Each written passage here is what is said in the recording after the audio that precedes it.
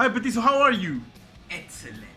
Let's start this new year by employing wisely our resources. Did you know that recirculation of hot, used air is a common problem in underground mines?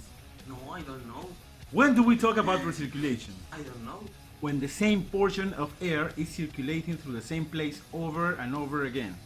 There are several reasons that cause recirculation, but today we'll talk about the type of recirculation that is caused by the very engineer or person that is in charge of the ventilation operations.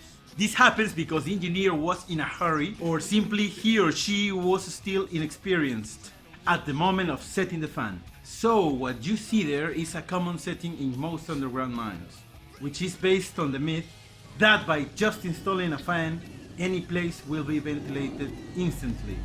Look at this case. We see that there is a drift excavated some distance away from the ramp where our fresh air is running down. Temperature in the drift end is 21 degrees Celsius. People are going to continue moving further away in the drift, and temperatures are going to become hotter. And it becomes even hotter when diesel-driven machines start to operate in that drift end. Temperatures then go from 21 to 30 degrees Celsius. And you also get a place full of smoke. So the first reaction to get rid of the problem would apparently be to install a fan that could blow air into the drift using some length of flexible duct. And so they do so as it is depicted here. Petiso, you see where is the fan? Oh yes. It's away from the fresh air source. You can see there that the fan is creating its own circuit. And that's why the original problem gets magnified.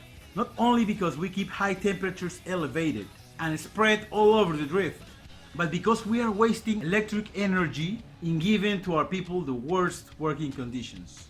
Petiso, Yes. I've come across this type of settings many times in various mines. Wow, that's amazing. And this is easily solved by installing the fan in the way of the fresh air source. Thus, we will send fresh and cool air to the drift end, You're right, Daniel.